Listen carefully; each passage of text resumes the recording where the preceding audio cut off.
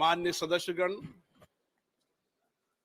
आपको बुलेटिन भाग 2 के माध्यम से पहले ही सूचित किया गया है कि माननीय वित्त मंत्री जी के बजट भाषण की प्रतियां आपको हार्ड कॉपी के रूप में उपलब्ध कराई जाएगी। अतः बजट प्रस्तुत हो जाने के पश्चात माननीय सदस्य बजट भाषण की प्रति प्रकाशन काउंटर से प्राप्त कर सकते हैं। आपको ये भी सूचित किया जाता है कि माननीय मंत्री द्वारा बजट प्रस्तुत किए जाने के पश्चात उसे मेंबर पोर्टल पर भी उपलब्ध करा दिया जाएगा। माननीय वित्त मंत्री जी।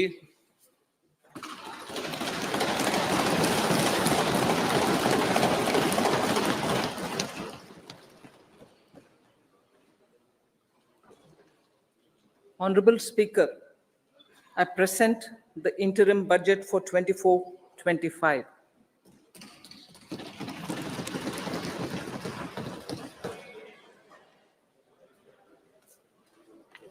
The Indian economy has witnessed profound positive transformation in the last 10 years.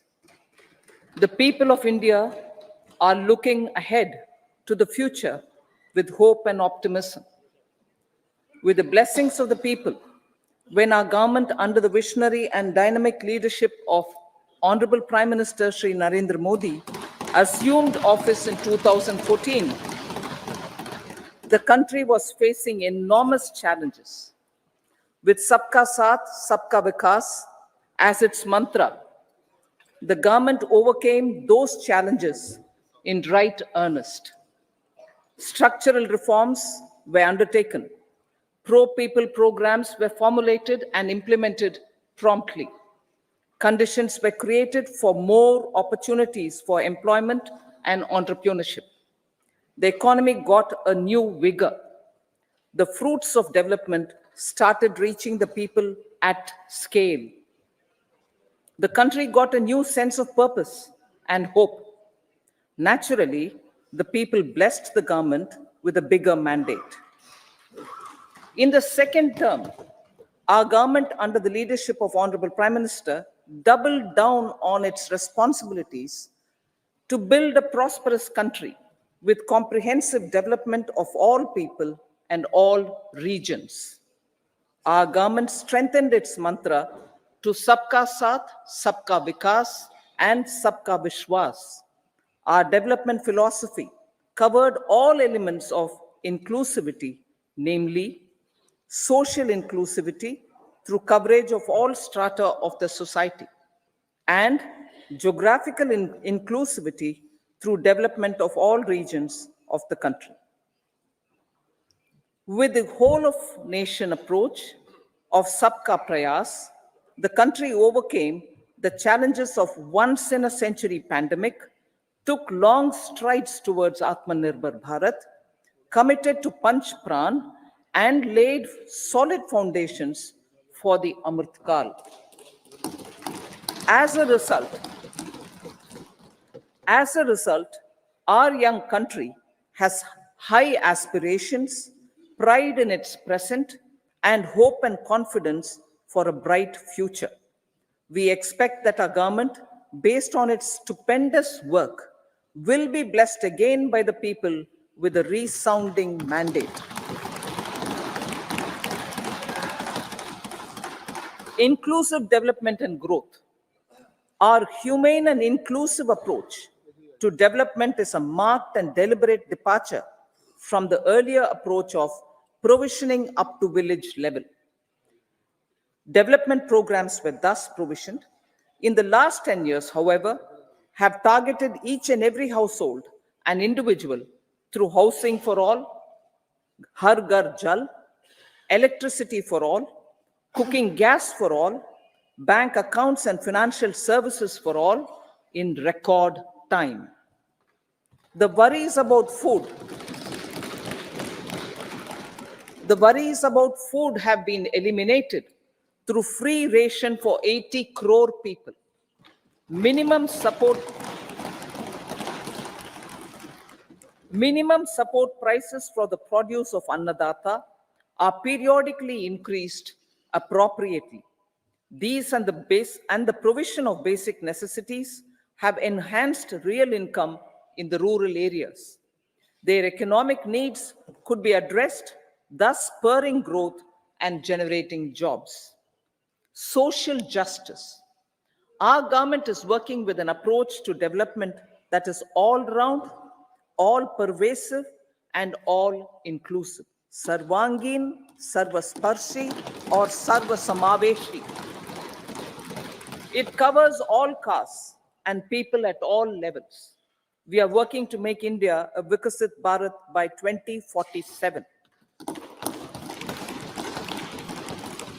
For achieving that goal, we need to improve people's capability and empower them. Previously, social justice was mostly a political slogan. For our government, social justice is an effective and necessary governance model. The saturation approach of covering all eligible people is the true and comprehensive achievement of social justice. This is secularism in action, reduces corruption, and prevents nepotism, prevents Bhai Bhatijawad. There is transparency and assurance that benefits are delivered to all eligible people. The resources are distributed fairly. All, regardless of their social standing, get access to opportunities. We are addressing systemic inequalities that had plagued our society. We focus on outcomes and not on outlays so that the social economic transformation is achieved. As our Prime Minister firmly believes, we need to focus on 4 major castes. They are Garib, Mahilaye, Yuva, and Annadata. Their needs, their aspirations, and their welfare are our highest priority. The country progresses when they progress. All 4 require and receive government support in their quest to better their lives. Their empowerment and well-being will drive the country forward. Garib Kalyan, Desh Ka Kalyan. We believe in empowering the poor. The earlier approach of tackling poverty through entitlements had resulted in very modest outcomes. When the poor became empowered partners in the development process, government's power to assist them also increases manifold.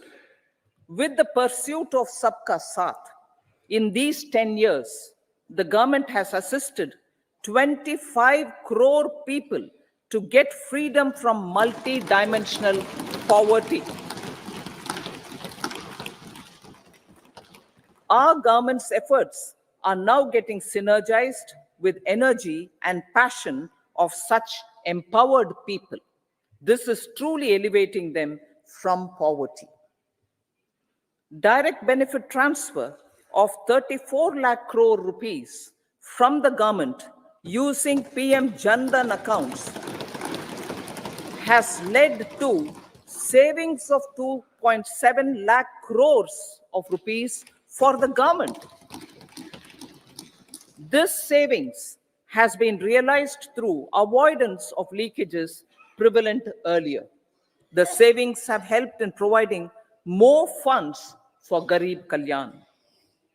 PM Swanidhi has provided credit assistance to 78 lakh street vendors. From that total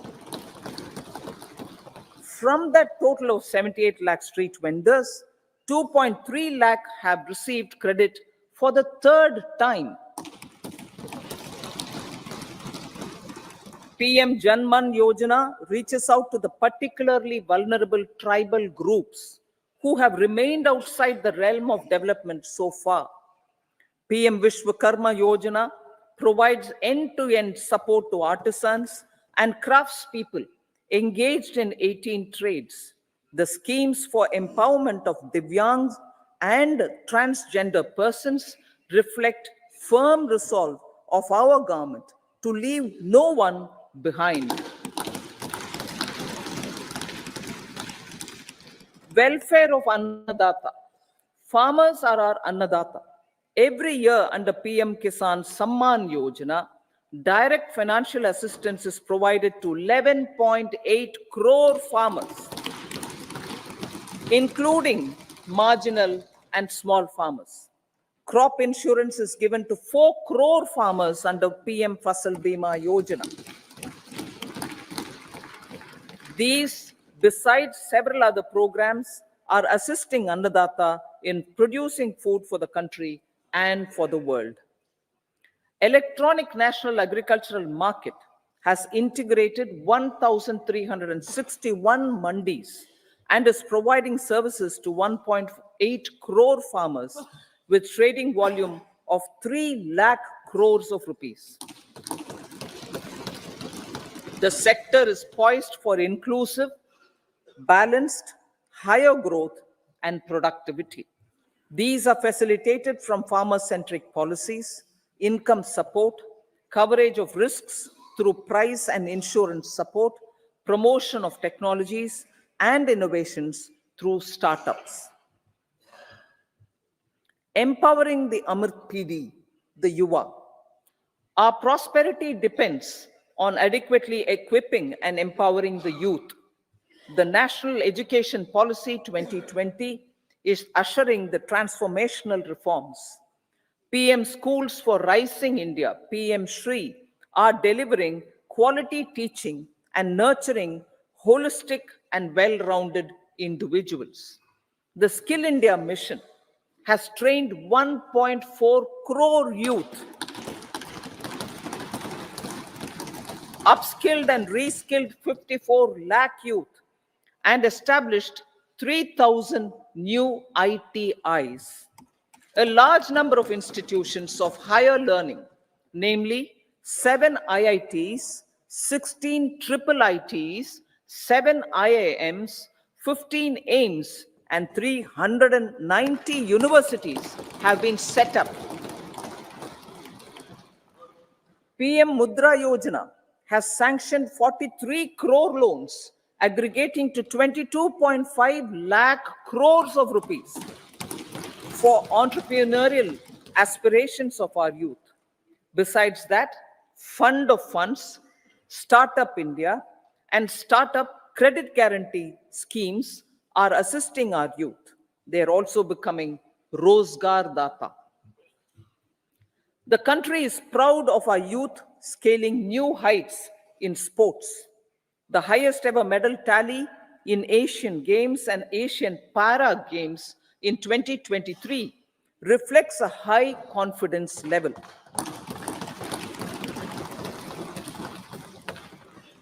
Chess prodigy and our #1 ranked player Pragnananda put up a stiff fight against the reigning world champion Magnus Carlsen in 2023. Today, India has over 80 chess grandmasters compared to little over 20 in 2010. Momentum for Nari Shakti. The empowerment of women through entrepreneurship, ease of living, and dignity for them has gained momentum in these 10 years. 30 crore Mudra Yojana loans have been given to women entrepreneurs. Female enrollment in higher education has gone up by 28% in 10 years. In STEM courses, girls and women constitute 43% of enrollment, one of the highest in the world. All these measures are getting reflected in the increasing participation of women in workforce. Making triple talaq illegal, reservation of 1/3 seats for women in the Lok Sabha and state assemblies, and giving over 70% houses under PM Awas Yojana in rural areas to women, and giving over 70% houses under PM Awas Yojana in rural areas to women as sole or joint owners have enhanced their dignity. Exemplary track record of governance, development, and performance. Besides delivering on high growth in terms of gross domestic product, the government is equally focused on a more comprehensive GDP, that is, governance, development, and performance. Our government has provided transparent, accountable, people-centric, and prompt, trust-based administration with citizen first and minimum government, maximum governance approach. The impact of all-round development is discernible in all sectors. There is macroeconomic stability, including in the external sector. Investments are robust. The economy is doing well. People are living better and earning better with even greater aspirations for future. Average real income of the people has increased by 50%. Inflation is moderate. People are getting empowered, equipped, and enabled to pursue their aspirations. There is effective and timely delivery of programs and of large projects. Economic management. The multi-pronged economic management over the past 10 years has complemented people-centric, inclusive development. Following are some of the major elements. 1. All forms of infrastructure, physical, digital, or social, are being built in record time.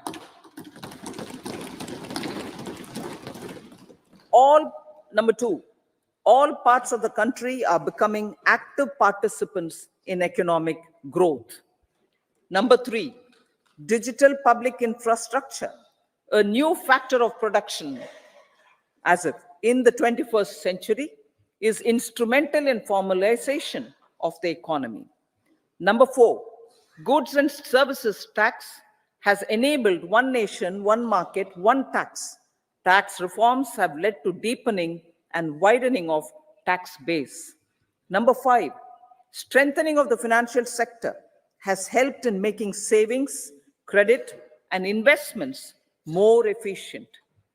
Number 6, GIFT, IFSC, and the Unified Regulatory Authority, IFSCA, are creating a robust gateway for global capital and financial services for the economy. Number 7, proactive inflation management has helped keep inflation within the policy band. Now, the global context, Honorable Speaker, sir. Geopolitically, global affairs are becoming more complex and challenging with wars and conflicts.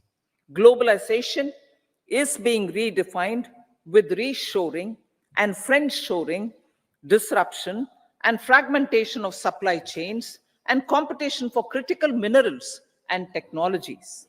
A new world order is emerging after the COVID pandemic. India assumed the G20 presidency during very difficult times for the world. The global economy was going through high inflation, high interest rates, low growth, very high public debt, low trade growth, and climate changes. The pandemic has led to a crisis of food, fertilizer, fuel, and finances for the world, while India successfully navigated its way. The country showed the way forward and built consensus on solutions for those global problems. The recently announced India-Middle East-Europe economic corridor is a strategic and economic game changer for India and others. In the words of Honorable Prime Minister, the corridor, and I quote, will become the basis of world trade for hundreds of years to come, and history will remember that this corridor was initiated on Indian soil, unquote. Vision for Vikasit Bharat. Our vision for Vikasit Bharat is that of prosperous Bharat in harmony with nature, with modern infrastructure, and providing opportunities for all citizens and all regions to reach their potential. With confidence arising from strong and exemplary track record of performance and progress, earning Sabka Vishwas, the next 5 years will be years of unprecedented development and golden moments to realize the dream of developed India by 2047. The trinity of demography, democracy, and diversity, backed by Sabka Prayas, has the potential to fulfill aspirations of every Indian. As Honorable Prime Minister in his Independence Day address to the nation mentioned, I quote, "There is no dearth of opportunities, as many opportunities as we want. The country is capable of creating more opportunities. Sky is the limit," unquote. Strategy for Amrit Kal. Our government will adopt economic policies that foster and sustain growth, facilitate inclusive and sustainable development, improve productivity, create opportunities for all, help them enhance their capabilities, and contribute to generation of resources to power investments and fulfill aspirations. Guided by the principle, reform, perform, and transform, the government will take up next generation reforms and build consensus with the states and stakeholders for effective implementation. It is an important policy priority for our government to ensure timely and adequate finances, relevant technologies, and appropriate training for the micro, small, and medium enterprises, MSMEs, to grow and also compete globally. Orienting the regulatory environment to facilitate their growth will be an important element of this policy mix. Aligning with the Panchamrit goals, our government will facilitate sustaining high and more resource-efficient economic growth. This will work towards energy security in terms of availability, accessibility, and affordability. For meeting the investment needs, our government will prepare the financial sector in terms of size, capacity, skills, and regulatory framework. Aspirational Districts Program.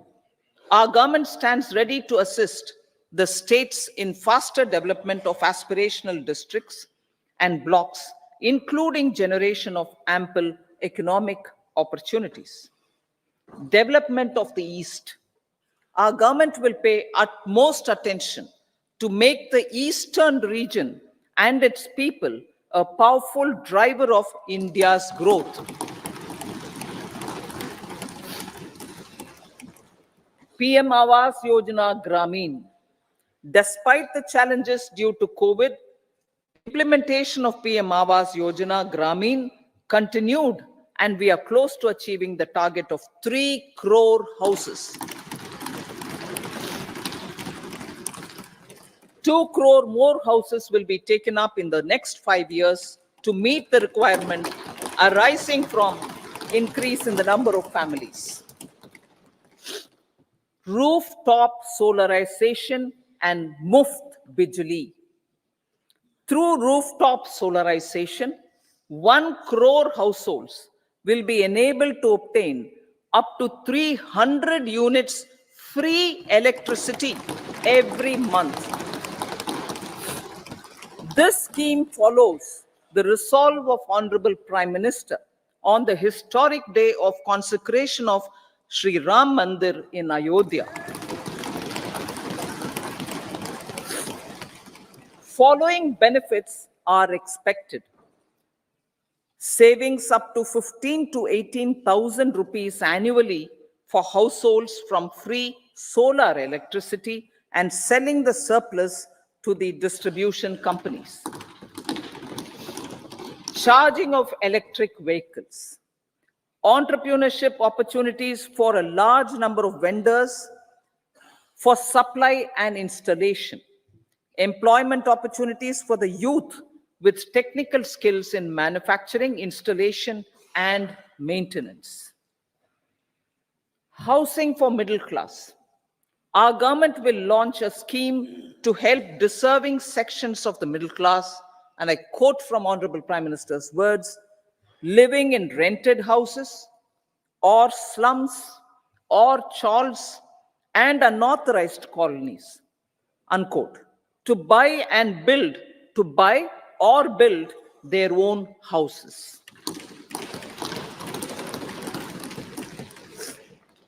Medical colleges. Several youth are ambitious to get qualified as doctors. They aim to serve our people through improved healthcare services. Our government plans to set up more medical colleges by utilizing the existing hospital infrastructure under various departments. A committee for this purpose will be set up to examine the issues and make relevant recommendations. Cervical cancer vaccination. Our government will encourage vaccination for girls in the age group of 9 to 14 years for prevention of cervical cancer. Maternal and child health care. Various schemes for maternal and child care will be brought under one comprehensive program for synergy in implementation. Upgradation of Anganwadi centers under Saksham Anganwadi and Poshan 2.0 will be expedited for improved nutrition delivery, early childhood care, and development. The newly designed U-Win platform for managing immunization and intensified efforts of Mission Indradhanush will be rolled out expeditiously throughout the country. Ayushman Bharat. Healthcare cover under Ayushman Bharat scheme will be extended to all ASHA workers, to all Anganwadi workers and helpers. Agriculture and food processing. The efforts of value addition in agriculture sector and boosting farmers' incomes will be stepped up. Pradhan Mantri Kisan Sampada Yojana has benefited 38 lakh farmers and generated 10 lakh employment. Pradhan Mantri Formalization of Micro Food Processing Enterprises Yojana has assisted 2.4 lakh SHGs and 60,000 individuals with credit linkages. Other schemes are complementing the efforts for reducing post-harvest losses and improving productivity and incomes. For ensuring faster growth of the sector, our government will further promote private and public investment in post-harvest activities, including aggregation, modern storage, efficient supply chains, primary and secondary processing and marketing and branding. Nano DAP. After the successful adoption of nano urea, application of nano DAP on various crops will be expanded in all agroclimatic zones. Atmanirbhar Oil Seeds Abhiyan. Building on the initiative announced in 2022, a strategy will be formulated to achieve Atmanirbharta for oil seeds such as mustard, groundnut, sesame, soya bean, and sunflower. This will cover research for high-yielding varieties, widespread adoption of modern farming techniques, market linkages, procurement, value addition, and crop insurance. Dairy development. A comprehensive program for supporting dairy farmers will be formulated. Efforts are already on to control foot and mouth disease, India is the world's largest milk producer with India is the world's largest milk producer, but with low productivity of milch animals. The program will be built on the success of existing schemes such as Rashtriya Gokul Mission, National Livestock Mission, and infrastructure development funds for dairy processing and animal husbandry. Matsya Sampada. It was our government which set up a separate department for fisheries, realizing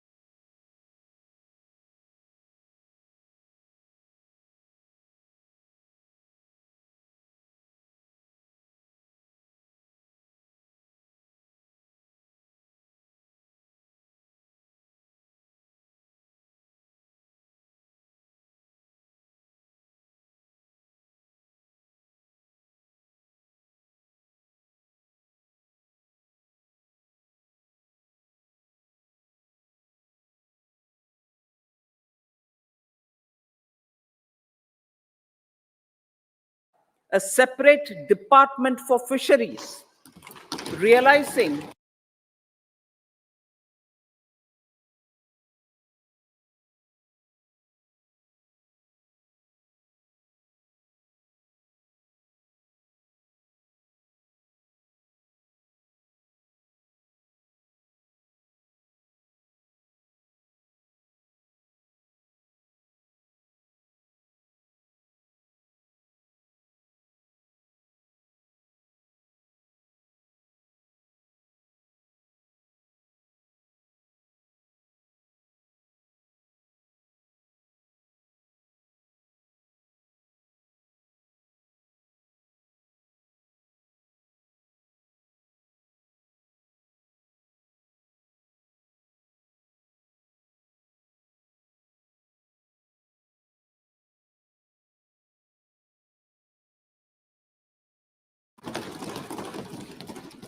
this will help in generating employment also. Promoting investments. The FDI inflow during 2014 to 23 was 596 billion US dollars, marking a golden era. That is twice the inflow during 2005 to 14. For encouraging sustained foreign investment, we are negotiating bilateral investment treaties with our foreign partners in the spirit of First Develop India. FDI is First Develop India. Reforms in the states for Vikasit Bharat. Many growth and development enabling reforms are needed in the states for realizing the vision of Vikasit Bharat. A provision of 75,000 crore rupees as 50-year interest-free loan is proposed this year to support those milestone-linked reforms by the state governments. Societal changes. The government will form a high-powered committee for an extensive consideration of the challenges arising from fast population growth and demographic changes. The committee will be mandated to make recommendations for addressing these challenges comprehensively in relation to the goal of Vikasit Bharat. Amrit Kal as Kartavya Kal. Our government stands committed to strengthening and expanding the economy with high growth and to create conditions for people to realize their aspirations. Honorable Prime Minister, in his Independence Day address to the nation in the 75th year of our Republic, said, and I quote, "We commit ourselves to national development with new inspirations, new consciousness, new resolutions as the country opens up immense possibilities and opportunities. It is our Kartavya Kal." Unquote. Every challenge of the pre-2014 era was overcome through our economic management and our governance. These have placed the country on a resolute path of sustained high growth. This has been possible through right policies, true intentions, and appropriate decisions. In the full budget in July, Honorable Speaker, our government will present a detailed roadmap for our pursuit of Vikasit Bharat.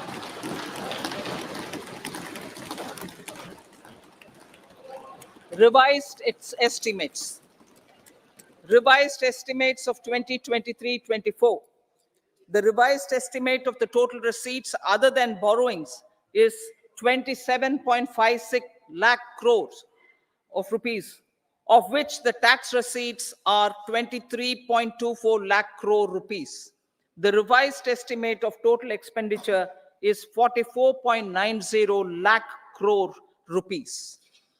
The revenue receipts at 30.3 lakh crore rupees are expected to be higher than the budget estimate, reflecting strong growth momentum and formalization in the economy. The revised estimate of the fiscal deficit is 5.8% of GDP. improving on the budget estimate, notwithstanding moderation in the nominal growth estimates. Budget estimates for 2024-25.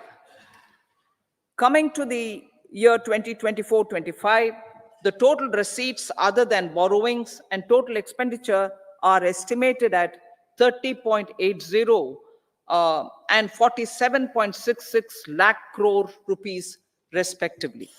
The tax receipts are estimated at 26.02 lakh crore rupees. The scheme of 50-year interest-free loan for capital expenditure to states will be continued this year with an outlay of 1.3 lakh crore rupees. We continue on the path of fiscal consolidation, as announced in my budget speech of 2021-22, to reduce fiscal deficit below 4.5% by 25-26. The fiscal deficit in 2024-25 is estimated to be 5.1% of GDP, adhering to that path.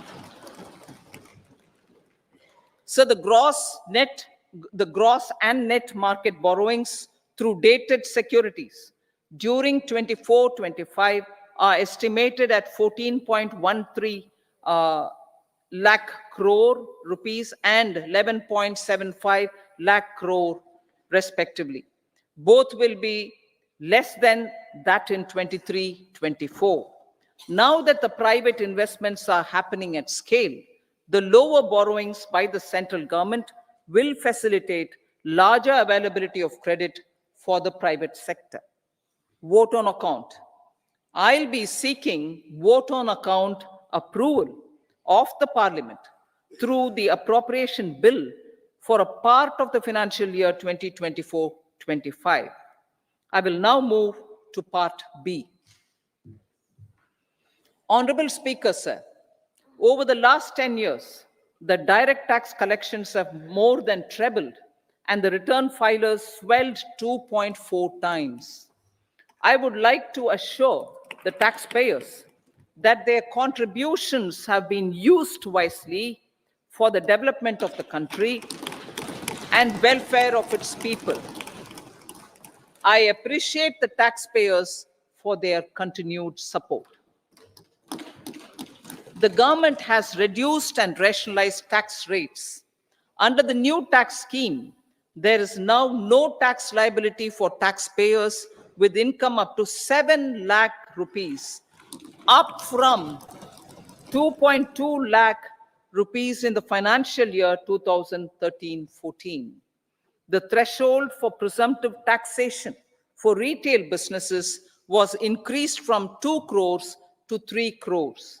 Similarly, the threshold for professionals eligible for presumptive taxation was increased from 50 lakh rupees to 75 lakh rupees. Also, corporate tax rate was decreased from 30% to 22% for existing domestic companies and to 15% for certain new manufacturing companies. Honorable Speaker, sir, in the last 5 years, our focus has been to improve taxpayer services. The age-old jurisdiction-based assessment system was transformed with the introduction of faceless assessment and appeal, thereby imparting greater efficiency, transparency, and accountability. Introduction of updated income tax returns, a new Form 26AS, and pre-filling of tax returns have made filing of tax returns simpler and easier. Average processing time of returns has been reduced from 93 days in the year 2013-14 to a mere 10 days this year, thereby making refunds faster. Indirect taxation. By unifying the highly fragmented indirect tax regime in India, the GST has reduced the compliance burden on trade and industry. The industry has acknowledged the benefits of GST. According to a recent survey conducted by a leading consulting firm, 94% of industry leaders view the transition to GST as largely positive. According to 80% of the respondents, it has led to supply chain optimization, as elimination of tax arbitrage and octroi has resulted in disbanding of checkposts at the state and city boundaries. At the same time, tax base of GST more than doubled, and the average monthly gross GST collection has almost doubled to 1.66 lakh crores this year. States too have benefited. States' SGST revenue, including compensation released to states in the post-GST period of 2017-18 to 2022-23, has achieved a buoyancy of 1.22. In contrast, the tax buoyancy of state revenues from subsumed taxes in the pre-GST four-year period of 2012-13 to 2015-16 was a mere 0.72. The biggest beneficiaries are consumers, as reduction in logistic cost and taxes have brought down prices of most goods and services. We have taken a number of steps in customs to facilitate international trade. As a result, the import release time declined by 47% to 71 hours at inland container depots, by 28% to 44 hours at air cargo complexes, and by 27% to 85 hours at seaports over the last 4 years since 2019, when the national time release studies were first started. Tax proposals. As for tax proposals, in keeping with the convention, I do not propose to make any changes relating to taxation and propose to retain the same tax rates for direct and indirect taxes, including import duties. However, certain tax benefits to startups and investments made by sovereign wealth or pension funds, as also tax exemption on certain income of some IFSC units, are expiring on 31/3/2024. To provide continuity in taxation, I propose to extend the date to 31/3/2025. Moreover, in line with our government's vision to improve ease of living and ease of doing business, I wish to make an announcement to improve taxpayers' services. There are a large number of petty, non-verified, non-reconciled, or disputed direct tax demands, many of them dating as far back as 1962, which continue to remain on the books, causing anxiety to honest taxpayers and hindering refunds of subsequent years. Honorable Speaker, sir, I propose to withdraw such outstanding direct tax demands up to 25,000 rupees pertaining to the period up to financial year 2009-10 and up to 10,000 rupees for financial years 2010-11 to 2014-15. This is expected to benefit about 1 crore taxpayers. 1 crore taxpayers would benefit out of this. Economy then and now. In 2014, when our government assumed the reins, the responsibility to mend the economy step by step and to put the governance systems in order was enormous. The need of the hour was to give hope to the people, to attract investments, and to build support for the much needed reforms. The government did that successfully, following a strong belief of nation first. The crisis of those years has been overcome, and the economy has been put firmly on a high sustainable growth path with all-round development. It is now appropriate to look at where we were then.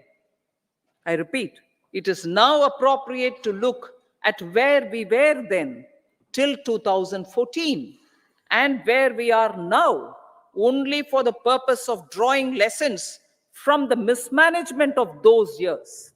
The government will lay a white paper on table of the House.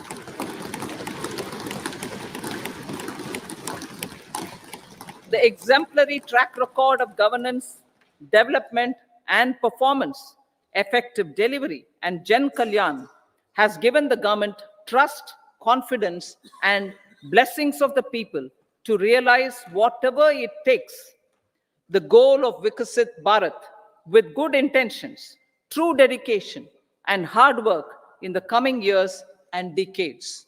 With this, Honorable Speaker, I commend the interim budget to this august House. Jai Hind.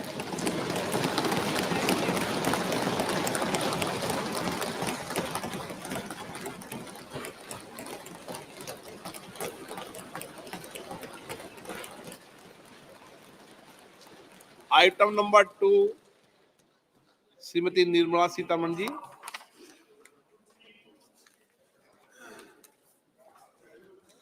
So, with your permission, I rise to lay on the table the following statements under Section 3(1) of the Fiscal Responsibility and Budget Management Act 2003, Medium-Term Fiscal Policy cum Fiscal Policy Strategy Statement, and Macroeconomic Framework Statement. Item number 3, Shrimati Nirmala Sitharaman ji. Sir, with your permission, I rise to move for leave to introduce the Finance Bill 2024. प्रश्न ये है कि विधेयक को पुनर्स्थापित करने की अनुमति प्रदान की जाए।